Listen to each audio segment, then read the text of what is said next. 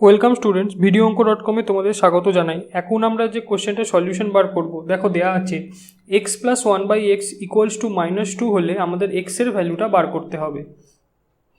তাহলে আমরা এখানে প্রথমে লিখে নিই যেটা দেয়া আছে, x plus one by x equals to -2। তো আমরা এখান থেকে লিখতে পারি x square plus one equals to -2। तो x square plus one equals to -2x, x square plus 2x plus 1 equals to 0।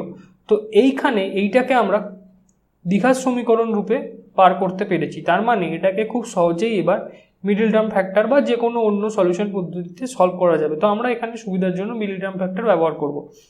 তো এখানে দেখো দেওয়া আছে 1, তো মিডল টার্ম ফ্যাক্টর করলে আমরা পাবো x square plus 1 plus 1 x plus 1 equals to 0, or x square plus 1x plus 1x plus 1 equals to 0।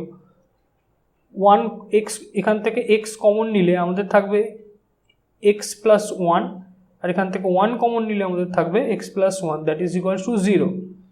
তো আমাদের যে ফ্যাক্টর দুটো পাওয়া গেল সেটা হচ্ছে x plus 1 আর x plus 1, দুটো ফ্যাক্টরই আমাদের সমান এসেছে। তো এখানে আমাদের x এর যে ভ্যালুটা পেতে পারি এই দুটো ফ্যাক্টর থেকে, সেটা হচ্ছে x প্লাস 1 ইকুয়ালস টু 0, অর্থাৎ x ইকুয়াল টু -1।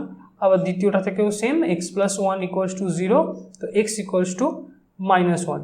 তো আমাদের x এর ভ্যালু এখানে পেলাম যেটা, সেটা হচ্ছে -1। এটাই হচ্ছে সলিউশন। আর এই সলিউশনটা লিখিত ফর্মে তোমরা আমাদের ওয়েবসাইটে পেয়ে যাবে। Thank you.